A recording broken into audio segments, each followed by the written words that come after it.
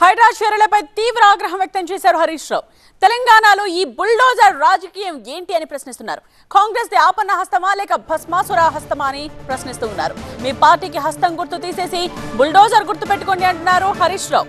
కొడంగల్లో రేవంత్ ఇల్లు FTL పరిధిలో ఉంది అన్నారు. ఇక సీఎం సోదరుని ఇల్లు కూడా FTL పరిధిలో ఉంది అని చెప్తున్నారు. వాటిని ఎందుకు కూర్చారు అని అడుగుతున్నారు హరీష్ రావు.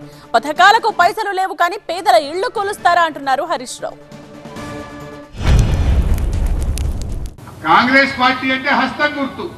హస్తం గుర్తు అంటే మీరు అపన్న హస్తం ఇస్తారా, భస్మాసుర హస్తం అవుతారా?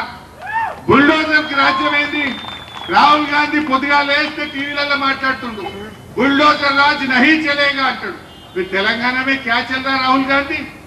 तेलंगाना में आज बुलडोजर का राज चल रहा.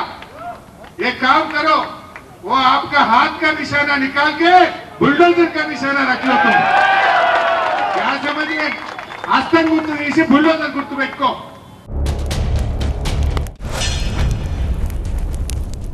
ఆయన ఈ రేవంత్ రెడ్డి ఆయన ఏదో పెద్ద సుద్దపూస లెక్క మాట్లాడుతుండు.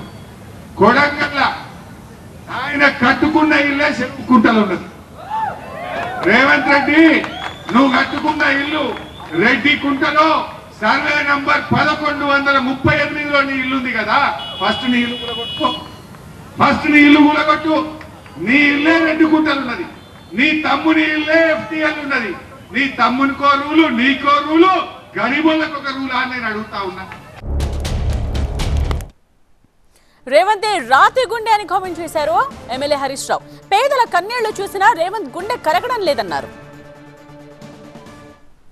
అక్కా చెల్లెలు మాట్లాడుతుంటే నా కళ్ళలో నీళ్లు ఆగలే, నీళ్లు కారిపోయినాయి నాకు తెలియకుండానే. నాకు అర్థమైతలేదు ఈ రేవంత్ రెడ్డిది రాతి గుండెనా ఇంకేమన్నా గుండెనా నాకైతే అర్థమైతలేదు. మీ బాధలు వింటుంటే, మీ కన్నీళ్లు చూస్తుంటే రాతి గుండె కూడా కరిగిపోతుంది. కానీ రేవంత్ రెడ్డి గుండె ఎందుకు కరుగుతలేదో నాకైతే అర్థమైతలేదు. హిట్లర్ లాగా రేవంత్ రెడ్డి వ్యవహరిస్తున్నారని హరీష్ రావు ఆరోపించారు. పేదల విషయంలో ఇలాగేనా వ్యవహరించేది అంటూ నిలదీశారు. ఎంతట నిజాం గారు 1908లో వరదలు వస్తే ఇల్లు కూలగొట్టలే, మూసీకి గైడ్ వాల్ కట్టింది. కానీ రేవంత్ రెడ్డి ఇవాళ నిజాంకు మించి ఒక హిట్లర్ లాగా వ్యవహరిస్తున్నాడు. పేదోళ్ళ నిద్ర లేకుండా చేస్తా ఉన్నాడు. పథకాలు అమలు చేయడానికి ప్రభుత్వం దగ్గర పైసలు లేవు కానీ మూసీ సుందరీకరణకు 1.5 కోట్లు ఎక్కడి నుండి తెస్తారంటూ ప్రశ్నించారు హరీష్ రావు. రైతులకు 7,500 రైతు బంధు ఇస్తా అన్నాడు. గా పని చేయమంటే దానికి డబ్బులు లేవు అని మాట్లాడుతున్నాడు. మహిళలకు 2,500 ఇస్తా అన్నాడు.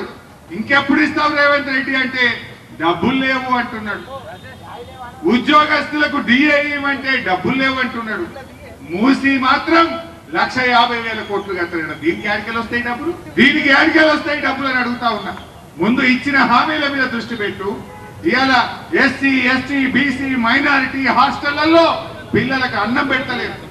6 నెలలకెళ్ళి నువ్వు మెస్ ఛార్జీలు కూడా ఇయ్యలే. ఆ పిల్లలకు పేదవాళ్లకు అన్నం పెట్టమంటే పైసలు లేవంటావు. సుందరీకరణ, మూసీ సుందరీకరణ పేరు మీద 1,50,000 కోట్లు పెట్టి ఖర్చు పెడతా అంటే ఇది అయ్యే పనా? పైసలు నువ్వు ముందు 1,00,000 కోట్లు డిపాజిట్ చేయి, 1,00,000 కోట్లు డిపాజిట్ చేయి. పైసలు లేవు కానీ పేదోళ్ళ ఇల్లు కూలగొడతారట. పేదల ఇళ్లు కూల్చేస్తే ఊరుకునేది లేదన్నారు మాజీ మంత్రి హరీష్ రావు. అవసరమైతే కాలనీకి ఒక ఎమ్మెల్యే వచ్చి అడ్డుకుంటామని హెచ్చరించారు. మేమందరం కూడా అసెంబ్లీలోనైనా బయటైనా ఈ ప్రభుత్వం యొక్క తప్పిదాన్ని ఎత్తి చూపుతాం. ఈ ప్రభుత్వం కళ్ళు తెరిపిస్తాం.